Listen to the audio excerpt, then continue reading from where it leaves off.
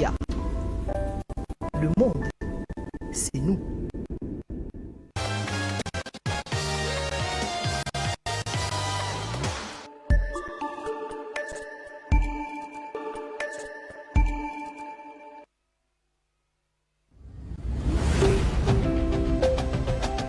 Afrique Média. Le monde, c'est nous.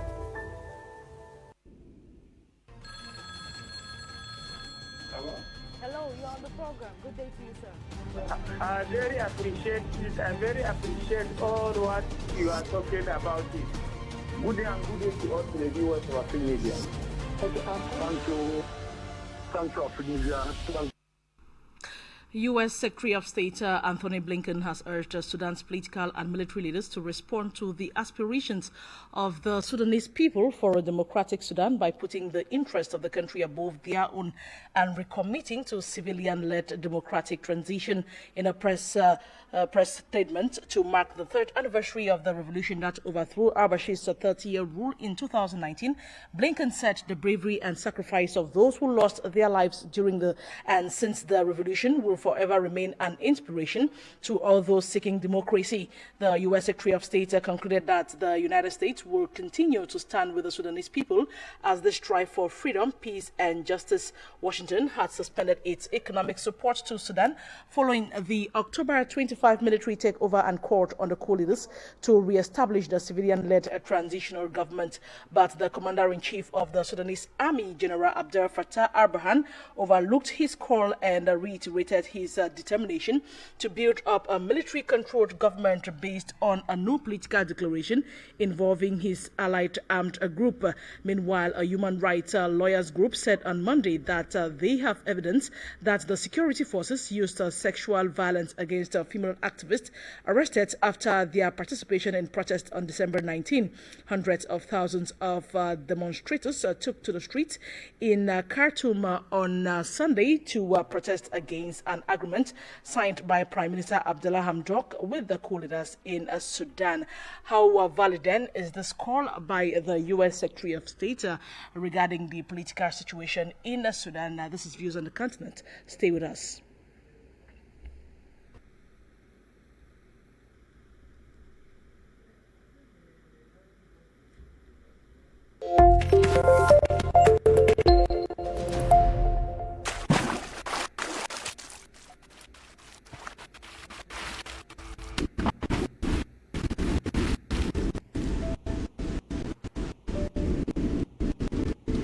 Afrique Média.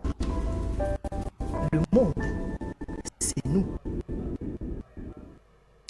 Hello, everybody, and thanks for joining us on this first edition for the week of Views on the Continent, where we take a look at what is making headline news in Africa and how we can strive to bring possible solutions to the issues that the continent is facing at this point in time. And our focus today is on Sudan. The United States Secretary of State, Anthony Blinken, has called on both the civilian and armed leaders in Sudan to try to see how they can lead the country to democracy by putting in place a civilian-led transition. That is the call the U.S. Secretary of State made to the current authorities in that country recently.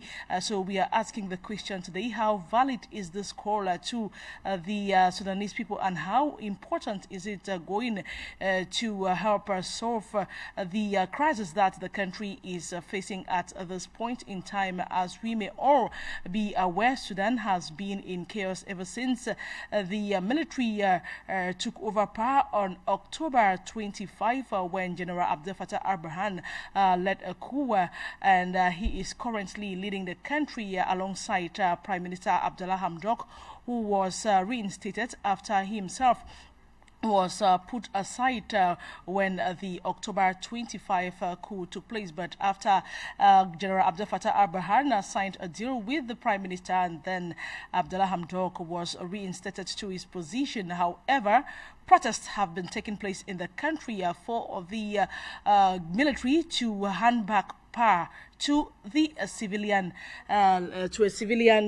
leader, so that the country can actually pave a way to democracy.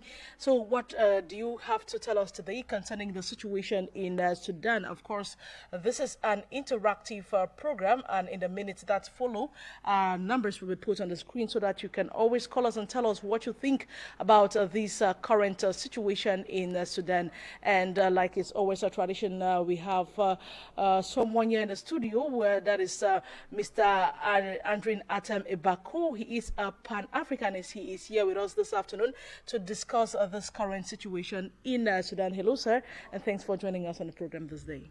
Thank you very much, Madam Laurencia, and a special greetings to all the viewers of Afrique Media. I hope that the analysis and the information and the message that we'll be able to cross out today will be able to reach the right quarters and be able to get unexpected results from what we are hoping over Africa. Thank you.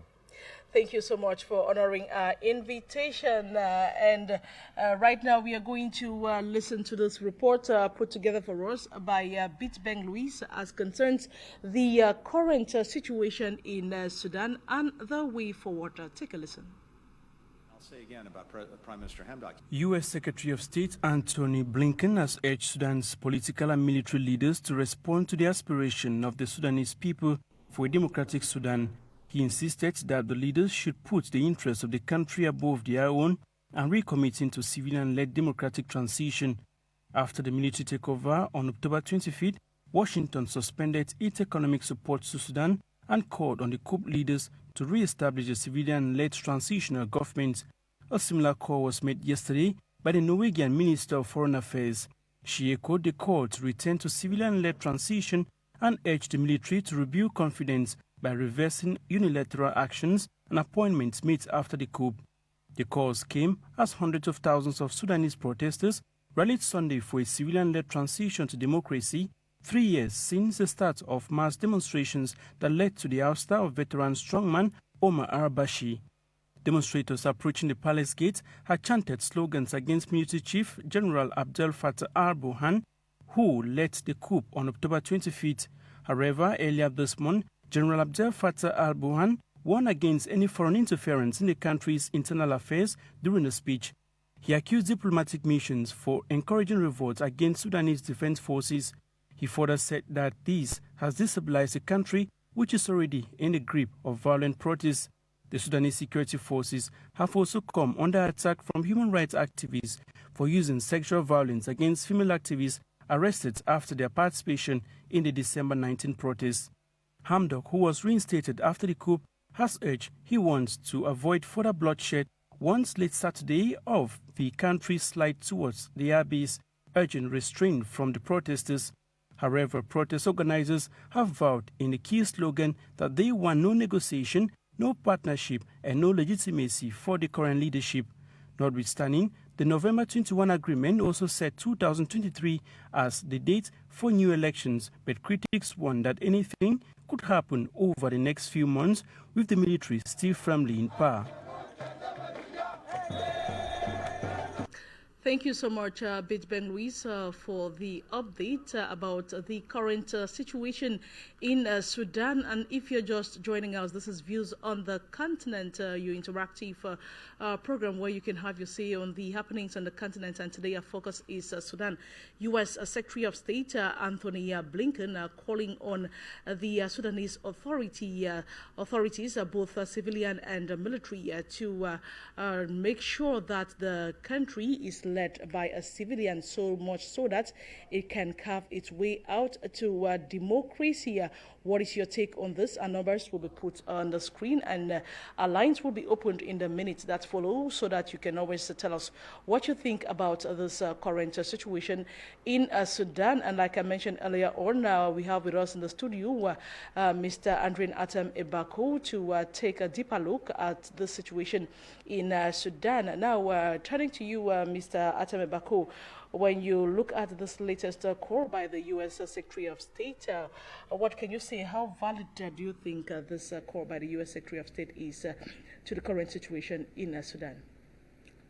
I think that the statement is a contradictory statement. because in the first instance, the Secretary of State in America has already admitted that there are authorities in Sudan. And therefore means that if you are approaching an authority, you should be able to require or inquire what is the plan in place that the authority has over its nation. But when you seem to admit that there's an authority and then you impose, that's a contradiction on its own. That simply means that you are violating or disrespecting the authorities in Sudan, and you are imposing your own will over the people of Sudan. Let us not also forget that before the so-called transitional government, which the Americans are talking about, did they not remember that there were civilians in that country when that country was under sanction for 30 years? Yes. They did not think about that there were civilians in that country. When they entered Libya, they did not see that there were civilians in Libya. When they are talking of the interests of the civilians, did they put the interests of the Libyans when they entered Libya with NATO? These are the things that we need to be looking at and know who is speaking here, because we know who our common enemies are. The Africans at this point need to get into the place of speaking the same language, understanding the same things, and coming to the same reality of what Africa today is. Else, it will be very difficult for us to harmonize ourselves, because as a matter of fact, America got no moral right or in the moral position to suggest or to impose or to dictate what is good for the people of Sudan. I have said this time without numbers. Civilians are good in a civilized society. Africa is at war. We are under construction. We do not need opposition parties. We do not need civilians when we are at war. What we need armies. We need, like I keep saying, we need young Africans who know the condition of their leaders and the condition of their people and the condition of their nation and the condition of their continent. Else we will not be able to emerge, because we are talking here of democracy. Democracy is of whose interest? Is it in the interest of the civilians, or is it in the interest of the Americans? Let us face the reality on whose interest is America speaking here for. They are not speaking for the civilians in Sudan, because they have kept that country under 3 decades, under abject isolation, whereby the country is almost struggling to fight for its self-determination, the right to have its own system, and the right to have its own political system and government. We still have the Americans again intruding in the case of Sudan.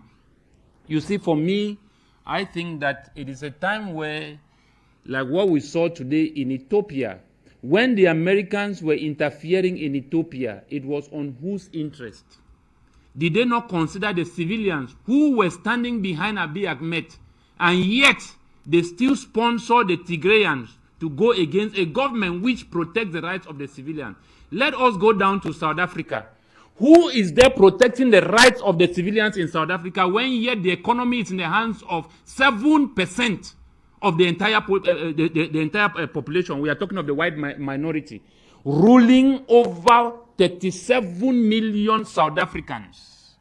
The economy, 75% of the lands are owned by white minorities. Is America not seeing that the rights of the civilians in South Africa are being abused? The same America owns 600 companies in South Africa which is not paying taxes. Do they not see that the rights of the civilians are being abused in South Africa? These are the things that we are saying, that let us be wise as Africans when we hear, how will I call them, imperialists will sit abroad and begin to suggest to Africans on what they should do. Democracy, like I keep repeating, is not an African thing, and it cannot work for Africa because it creates multi-partism. We are talking of over 22 political parties in Sudan, and then you are telling the people to put on a transitional government that will lead to a democratic election. To appoint who? That becomes the question. If the people are under construction, if there are people at the moment where they want to choose a leader which is going to represent the demands of the people, should the people not fall under one banner,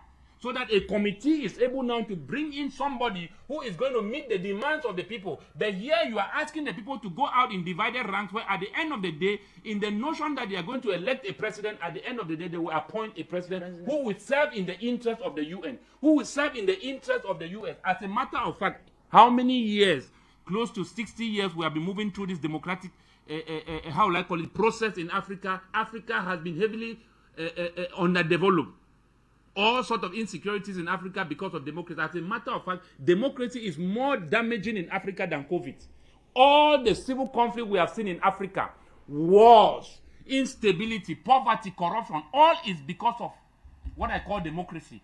People get to how will I call it, appoint leaders from minority groups who go there to secure their party politics, secure their own interests, secure the one who control their own democracy, and at the end of the day, they cannot even have a communication or a relationship with the masses. And you are talking here of civilians. Who are the civilians? We do not have civilians in Africa. We don't need civilians at this moment in Africa. We need capacity, we need resources, we need solidarity, we need reconciliation, we need unity. This is what we need in Africa. We don't need civilians. Civilians who do not know what they want, is that what you are talking about? We need governments that are able to raise up leaders, even if they stay for 10 years, 20 years, and give Africa, bring up their citizens at the level at which they know what their nation holds for them. They are able to improve their life standard and have a future and a destiny in their own country. We are talking here of the same Africa where we are talking of Sudan. All our capacities are out of Africa.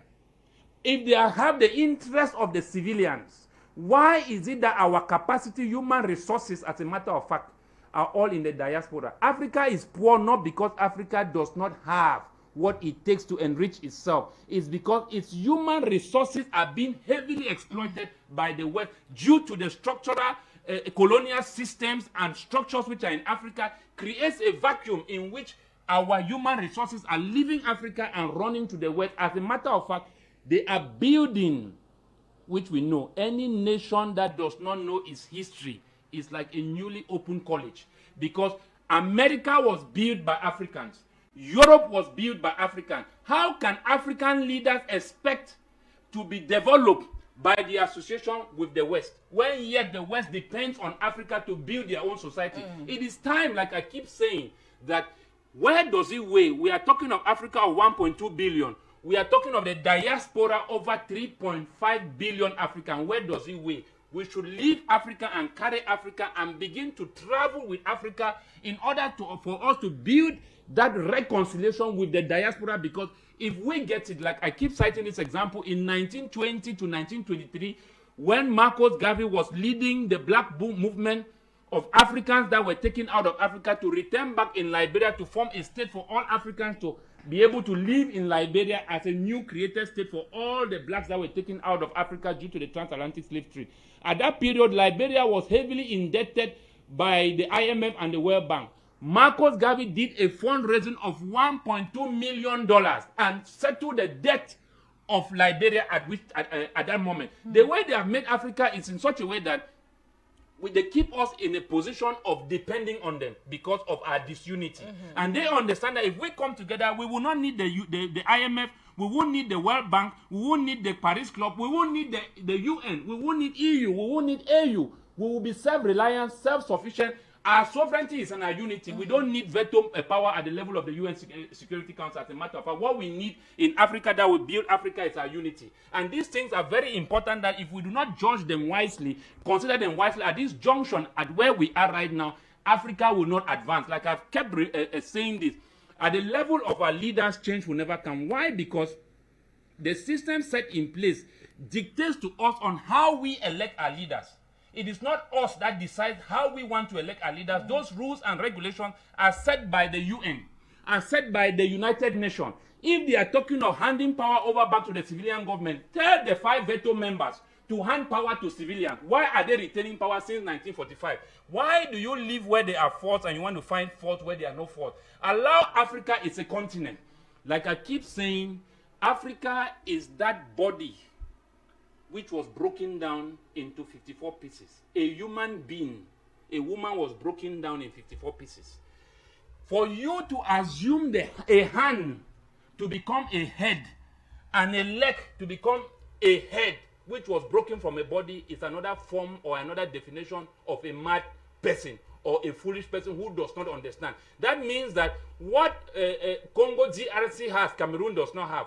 What Nigeria has, Congo DRC does not have. So in order for them to function in their totality, they will need to come together. But to allow each of these broken pieces to become heads, where they have created a system in which they dictate to us on how to appoint leaders who are going to man a hand to become a head, it becomes as if we are creating a monster in Africa. What Africa needs, or what the leaders of Africa need, is the example we saw with Abiy Ahmed. When you get into power, you must be able to seek solidarity with the Africans in the diaspora and the unification of all the other African member states if you want to survive in Africa, because they have split Africa in such a way what I call balkanization, which we say that a house which is divided among itself can never stand. So we need this unity. What we need in Africa is not democracy. What we need in Africa, we don't need civilians. What we need in Africa, we don't need the Secretary of State in America. They should manage their own problems there and allow Africans to manage their own problems. We have come of age. We should be able to decide our own future. We should be able to understand and build our own structure. And that is why I said that the change that can only come from Africa can come from the masses.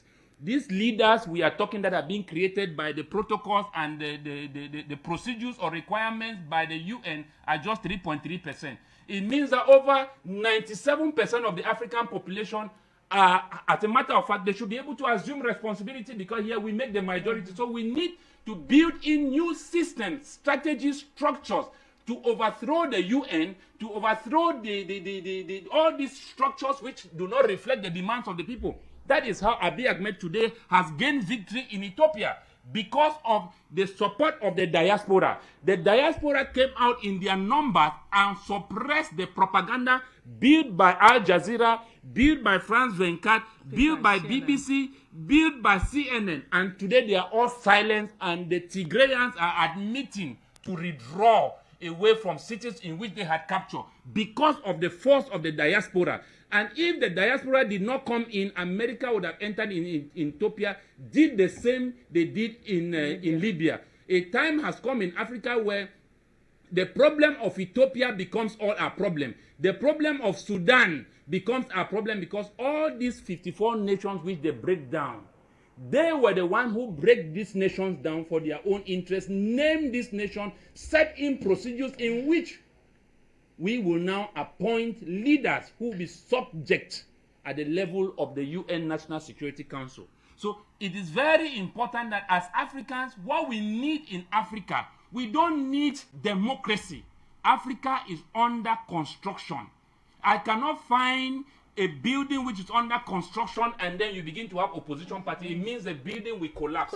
As a matter of fact, in 1933, Adolf Hitler abolished the office of presidency, abolished all political parties in Germany. Why? Because Germany was at a period of what I call construction. They was at a very vital moment where they needed a dictator who knew what was good for his people. And that's why you cannot talk about the EU without mentioning Germany being the backbone of EU, because they had dictators who had built their economies without democracy. They only brought in democracy to transfer the power of a dictator into a form of a system to still subject the people under the rule of the minority over the majority. So what we need in Africa, we need people like Gaddafi. What was the fault that the Americans were talking about? A regime change in Libya, that they had to go and kill Gaddafi in Libya. Was Gaddafi not meeting the demands of the civilians? He was. So at whose interest is the US here for? They are fighting for their foreign interest. And until Africans in Sudan will come to understand that they need to be able to get into an all-inclusive dialogue and stop this madness of running back into a democratic election, because at the end of the day, it will end up still abuse the people. We have seen it time without number. Mali is going through the same thing. Guinea-Conakry is going through the same thing. Sudan and many other countries are going through the same thing. This is what we are saying. We are tired with all these democratically elected presidents, because as a matter of fact, any decision they try to take is always at the detriment of the African people. Why? Because they have entered into a cult. If we knew from the beginning that democracy was a cult, we would have taken a different approach towards democracy. But because it gives the people double standard that they are in control of themselves and they have right to decide their own leader, when yet the very same democracy admits that it takes away the power of the people, which the people have. We have seen it in the period of COVID. The more the rights of the people are being taken away in Europe, in America, all around the world. We are talking now of bans, travel bans and all of that. You can't do what you want to do. So this idea of us embracing and fighting to keep democracy, I've said that all conflicts in Africa, either they are fighting to keep a colonial structure or either they are fighting to kick out a colonial structure. Our conflicts in Africa are not self-generated. They are being created and planted by the imperialists until we come to this understanding that as Africans, we must know our history. We must know where we are coming from. We must know the foundation which our founding fathers have laid. All what you see today happening in Africa, people have prophesied about it. People have talked about it. People have set down blueprint, including Bob Marley, Malcolm X, Martin Luther King, Sankara. How many founding fathers? We don't need to ask how we should live in Africa or what we should do. Those protocols, blueprints are set in place for us to know. What we need now in Africa to survive at this junction, Africans need to start speaking the same language. Building the reconciliation, solidarity with the Africans in the diaspora. As a matter of fact, if America is interested in power being in the hands of the civilians, do you know in history and even as we speak now, many Africans that tried coming back home to Africa did not find the means because of the systems which were here. As a matter of fact, majority of them failed and they had to go back because Africa is not that place anymore where they can come in and join the Africans at home because of this colonial structure. So we as a people who now understand the situation of Africa, we need to assemble ourselves, educate our people so that they can come to this common understanding since our problems are common, and then we bind ourselves and we begin to call out on the diaspora. We will succeed in Africa. We don't need to pass through leaders. We don't need to pass through presidents. We are leaders of our own. If the people, we always keep saying that the power of the UN is the people. The power of every government is the people. Always a civilian, because systems are like a spirit that does not have hands and body. It needs you and I in order to push the agenda. So they need to deceive you at the point where they call it the lowest form of ignorance, so that you don't know what is happening, and then you give them the support in which you think is of your own interest. And at the end of the day, it's always at your own detriment. So we need to be able to establish our own system, and this system can never be formed, can never be given at the level of the UN National Security Council. We are talking of human rights. How long have the Africans been fighting for their rights? Have the human rights been able to give them that right in which they have been fighting for? The answer is no. And when they now take power, like how you saw now the coup in Sudan, you start hearing now the international community are speaking. This is what we are saying. We are tired. If the coup leader in Sudan have taken over power, I keep saying, get into all-inclusive dialogue with your people. Set out a clear vision. Call your people to walk in line with you. We don't need leaders who will come and say, we promise you this, we promise you this. You are promising us who? You should be able to walk in line with the people in order to achieve those things, not to walk as one man as if it is your private property. So we need leaders who are collective, collaborate and connect and relate with their people in order to build a society of unison, a society of understanding, a society of peace and love. We don't need this kind of leaders where they stay up there and feel that they are spirits and they have become deities. We need to change this. Okay, thank you so much, Mr. Irene Bako. Now, if we take a look at what the United States did when the October 25 coup took place, it actually suspended its economic support to Sudan. But, however, this did not move the commander-in-chief in any way. Rather, he gave... He did not actually react to that, and he overlooked the call and reiterated his determination to build up a military-controlled government based on a new political declaration involving his allied armed group. So, is there any hope that this latest call by the United States is going to yield any fruits in Sudan? We pray not. And that is why we are speaking in contrary to that. You see, why must we have political crisis in Africa? Politicians are only created under the context of democracy. If you remove democracy, we don't have politicians. So as a matter of fact, like I've been saying, a lot of Africans till today do not understand the very people who propagate to us democracy, the very people who enforce democracy in Africa by themselves do not keep democracy. It has not been up to 30 years that Africans in America were eligible to vote. That is the people who are talking about democracy. Even as we still speak, in America does not practice democracy. Why do they have what we call the Electoral College? Because in every one-party system, you must have what they call a committee which appoints. It's the same with China. If America was practicing democracy, then there would be no need for the Electoral College. The reason why the Electoral College was set up was to make sure that the committee is able to appoint at the end of the day who will keep their vision in place. Else, there will be no Electoral College if they are talking about democracy.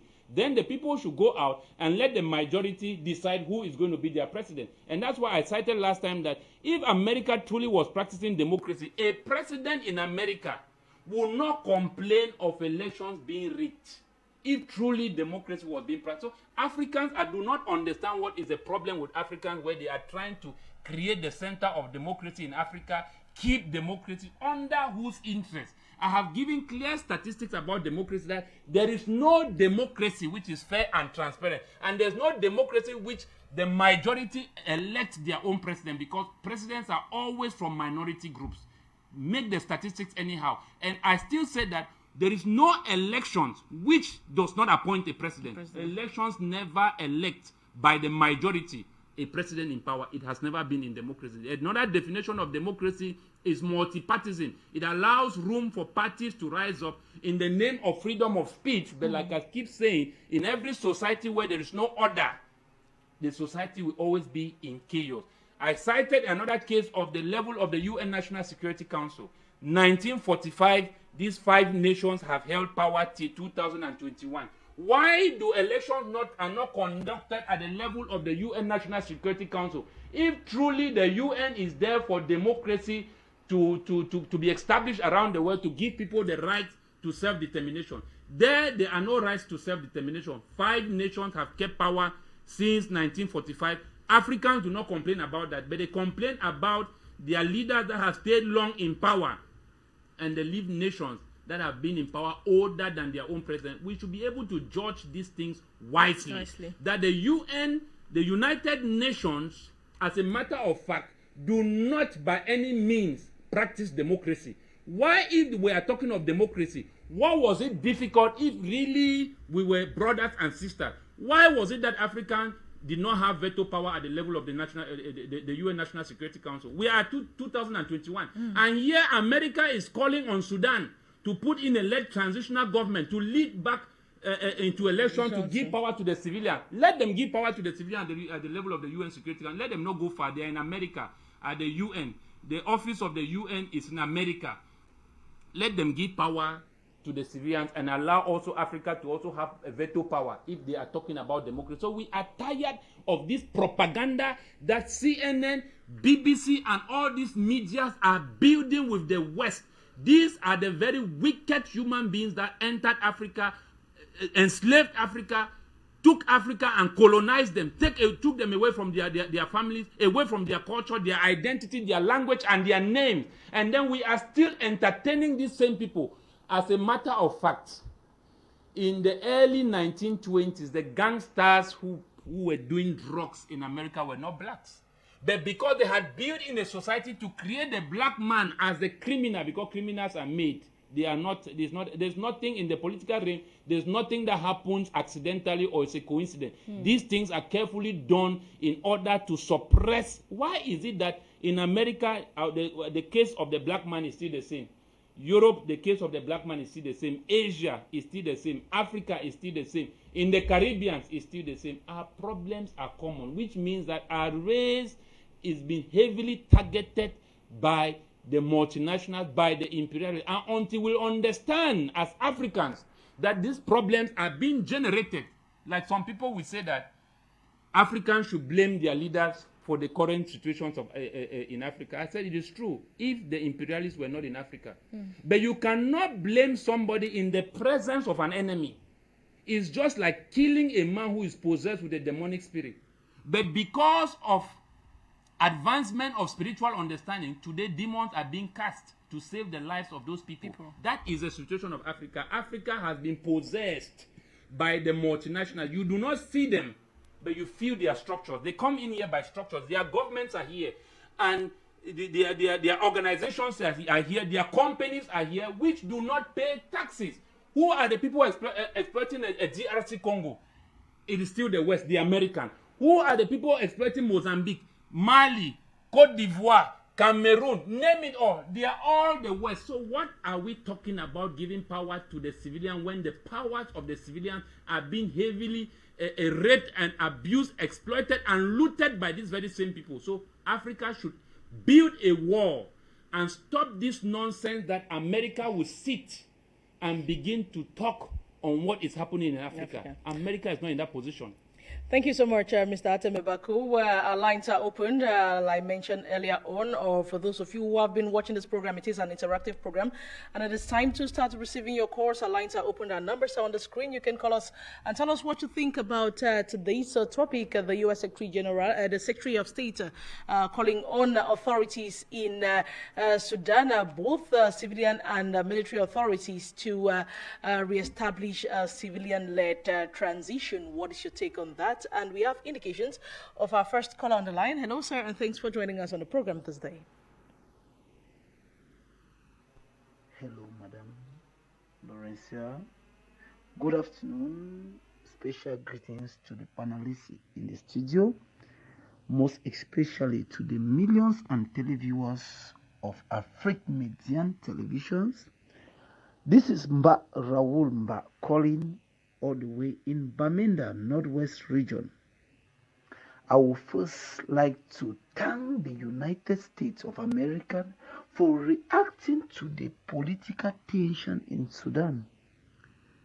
The U.S. call in response to the aspiration of the Sudanese people is a shock. I call it an electronic shock to the Zambanism, that is the abuse and the misuse of the military.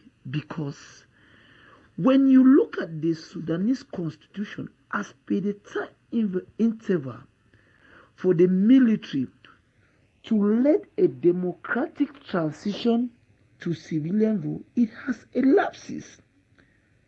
The U.S. call is just coming to collaborate the rule of law and democracy. It should be an attention for other countries, for other heads of state to come out massively to denounce the long duration of the military option or the military unwillingness to hand over power. In conclusion, as if the call is valid, I personally endorse this call because it is a demonstration to prove the rule of law and democracy. So I want to thank the U.S. for this wonderful bold step and to equally call on other African countries to rally behind the U.S. to see that the rule of law and democracy is being maintained. Madam Laurencia, I think as if the civilian transition would be a permanent solution for the political crisis in Sudan, I will tell you that, first of all, the aspiration of the current crisis that we are experiencing today in Sudan was being championed by the civilian, which means the civilian mastered the plight of the people. The civilian mastered this. A civilian rule would be the aspiration to save the people. I want to believe that the opposition political leaders represent the masses and know genuinely what the people want. So under a civilian rule, the masses are going to elect under the supervision of the military who they deem it necessary. And I believe that under this political terrain, as of now, the election will be fair. So I am 100% sure that a civilian-led transition is the permanent solution for the political crisis that we are experiencing today in Sudan.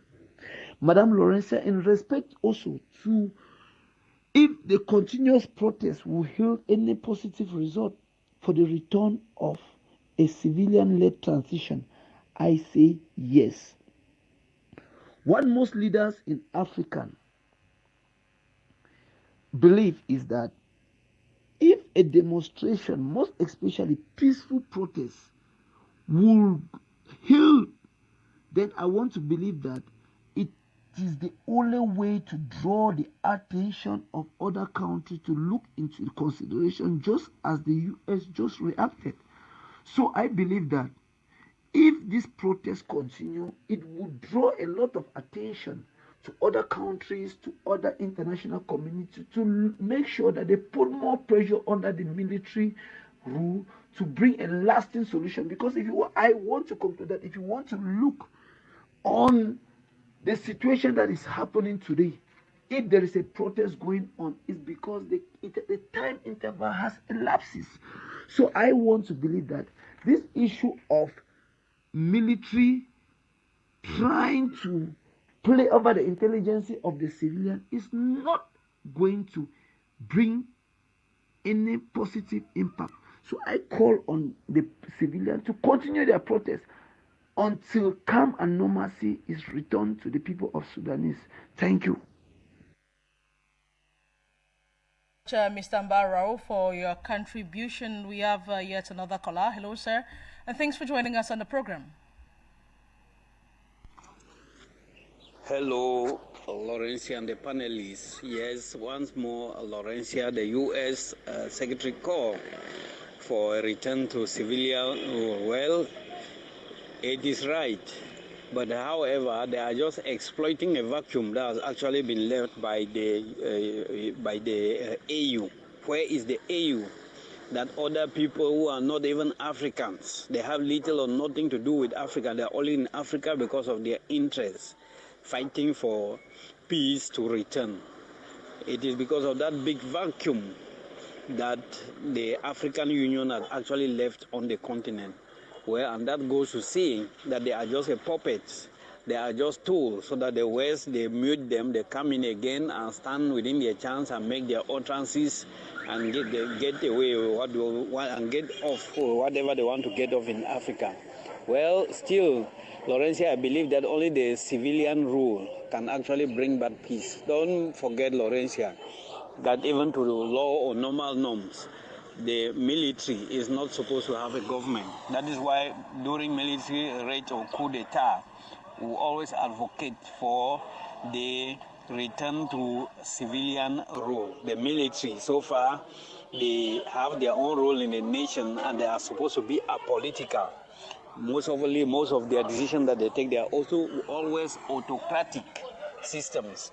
That is why we always advocate for civilian rule. And if the civilian rule does not hold, the only best way for the people of Sudan is to keep on with peaceful protest. They use whatever that is within their reach to make sure that that rule belongs to them, get back to them. Let's not forget it was the same strategy which they actually used to topple Sudan after 30 years of rule so far. Then Sudan, at least to topple the al-Bashir after 30 years. It was just that peaceful procedure, and I think it can still work. The military, they are just coming in because actually now there's still a lot of vacuum in that country. Don't forget that in the reign of Bashir, he was actually using them. He himself was an autocrat, and he was actually using the military to be able to carry out all those instructions rule that is actually live on within the 30 years.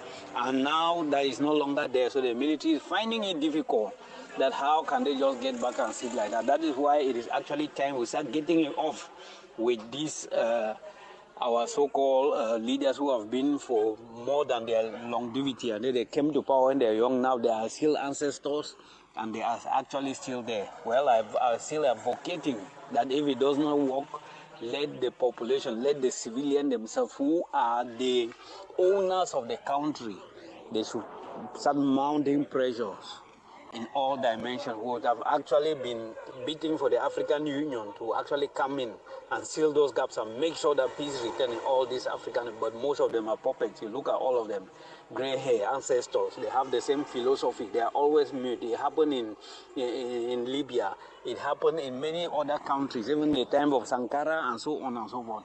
They have never uttered a word, they are quiet. And I don't surprise, I'm not actually surprised about them, but the future of that country lies on the people themselves. Let them take the battle ahead and make sure that nothing shall come forth in that country that will not respect or support their aspirations. Thank you so much, Mr. Maurice Martin, for your contribution. We have this other caller on the line. Hello, sir, and thanks for joining us on the program this day. Laurencia and Voice of Africa Media. This is Shujirat calling from Bamenda. Yes, Laurencia, we have been following what is happening in Sudan since the outburst of Omar al-Bashir and the revolutionaries in Sudan. The revolutionaries in Sudan have maintained their grip that they want change by all means, in spite of the fact that General Buhans, Al-Fatah Buhans, has maintained consolidated power with his men, appointing Hamdok again as prime minister, and the two of them they consolidate their power, thinking that they will do something good for the Sudanese people. We all remember the Arab Spring that took away. Many head of state like that of Tunisia, Burkina Faso were also taken away, and this same Sudan came to the light, and Egypt himself. Those are the process from the Arab Spring that we all know. I think that the U.S. Secretary of State call for democratic transition in that country is but normal. It is what we all want, so that peace and democracy can return to that country, because each time they go out for protest, people must lose their life. We cannot count the number of Sudanese who have been killed by this brutal regime, by the military junta, who want to maintain their grip in power till now. Consequently, there is no way that they can step down without being forced by the people. I think that the only option, the best option, is that the people should maintain their position on the street. They should continue street protests, street protests, and the regime will be forced to step down, and a new democracy triumph in that country, because Prime Minister Hamdok has no political power. He's just the post of just ceremonial. He cannot appoint ministers on his own, because most of them are controlled by the military, and the military will tell him what to do. So he is not even a civilian-led prime minister, but a military-led prime minister. And I think that, as I've said, the people of Sudan need to maintain their position on the street. They should go on the street day by day, and one day General Buhans and his men will have to relinquish power and step away, because you cannot fool the people all the time, and then you cannot keep on cracking down on the people, or you cannot keep the people all the time. A moment is coming when maybe they have overkilled, that justice, natural justice, will get them, and they'll have to leave power by force, because we don't want military rule in Africa, because they're so brutal. When they tested power, they want to maintain everything to consolidate power to the detriment of the people benefit, and before they leave, they must have singled the country's wealth into their private pocket. Thank you.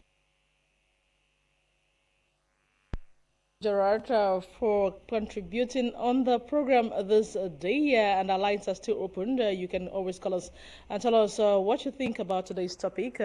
We have a few more minutes to be together. Now, Mr. Ateme Bako, we just listened to a few persons who called, and the last two callers, or the first two callers, they were saying that the civilians should continue protesting, and is going to yield some results. Now, it brings me to the question, do you think the continuous protest will yield any positive results for the return of a civilian-led transition in Sudan? It's just like I've been struggling to say. I don't see civilians in Sudan. The people I saw on the streets are fighters. They have a desire, they have a plight, and they have a request, and they have a goal. And that's why they are going out on the street. Abiy Ahmed, if they are talking of military rule, that's why he's succeeding in Ethiopia. Assimi Goïta is a military. That's why he's succeeding in Mali. Mamadi is a military. That's why he's succeeding in Guinea-Conakry. Sankara was a military. That's why he succeeded in Burkina Faso. Gaddafi was a military. That's why he succeeded in Libya. Rawlings was a military. What is wrong with Africans who wants to have democratic presidents on seat before they feel that civilians are in control? All those scholars, let them name me one African country. Paul Kagame is a military. That's why Rwanda is where it is today. Let them name me any country in Africa that is led by a democratic president that civilians are doing well there. Why are they insisting that civilian rule should be restored in Sudan as if it was to be the solution for the Sudanese? Before, on where they were coming from, were they coming from a military government? The answer was no. Omar Bashir was not a military ruler. It was a president who was there, but faced with very stiff opposition from the international community and sanctions, which automatically, by default, made his population to go against him and for him to lose respect among his own people. It was the same pressure that Robert Mugabe faced in Zimbabwe in his late days. Because once a nation does not understand a vision which has been set in place as a blueprint, they go against a leader which has a desire for them. This is the same transitional government before the coup that the IMF loaned $1.2 billion. IMF loans money to a transitional government. Is it a business? How does a bank, IMF, or the World Bank gives loan to a transitional government? Because they had a treaty with America to keep in their interest in Sudan. The country was just coming from a 3-decade sanctions. Nobody talked about civilians in Sudan. All the debts which Sudan owed was counseled by Paris Club, counseled by IMF, counseled by World Bank. You think it was for free? Conditions were set in place which will go a long way to be in the disadvantage of the Sudanese. That was why the coup took over. To secure the position of the civilians, as you may call them. But because we don't understand what is happening in the background, propaganda now, the people are going out on the street to fight against their own destinies. That is what they do not understand. If you copy the case of Mali, you understand what is happening very well. When Malians took out the regime of Keita and decided, Assimi Goïta now came out and then stood there to protect the interests of the civilian. Assimi Goïta was able to push France away out of Mali. That was a military. So what we are talking here is, to me, there's a challenge between democratic elected presidents and coup leaders. I have always given very simple analysis. Anytime you see the West against something, know that that leader is for the will of his people. That is the same thing we are seeing in Ethiopia. Who is a civilian now in Ethiopia? All Ethiopians went out to fight. What are we talking of? A moment in Africa where we are under war with the West. We are under construction, and then you are telling me of a civilian government. Are we civilized? Are we living in a civilized society? The answer is no. We have not attained our sovereignty. Indirectly, we are still fighting to gain our independence and our total liberation. So we are not civilized people. We are still fighting for our own civilization. So we do not need civilians. This is very important. You are talking of election. How can there be election in a country where people want to build up the country and then you are calling for election? It's just like a man who wants to build a house and then he calls in for 20 architects. How can 20 architects build one house? You should come out with one design. I will still repeat this again. Today we consume China goods. Today everything is made in China. We hail China for their economy. But China has a military rule in China. They have a dictator in China. We run away from dealing with dictators to go and elect another dictators who will work against us. As a matter of fact, there's no government in the world that is ruled by a civilian president. All presidents are dictators. You can either choose the one that will work for you or the one that will work against you. And the one that will work for you, it is the one that is ordained, not the one that democracy produces or the UN puts in protocols on how you should go and elect your own president. Is that not a violation of democracy itself? If a man sets a rules and regulation on how you should go and decide your own president, is that not a violation of human rights? You should be able to decide your own. So if the coup leader in Sudan has taken over, let him man the country. If Mamadi has taken over Guinea-Conakry, let him man Guinea-Conakry. We don't need election.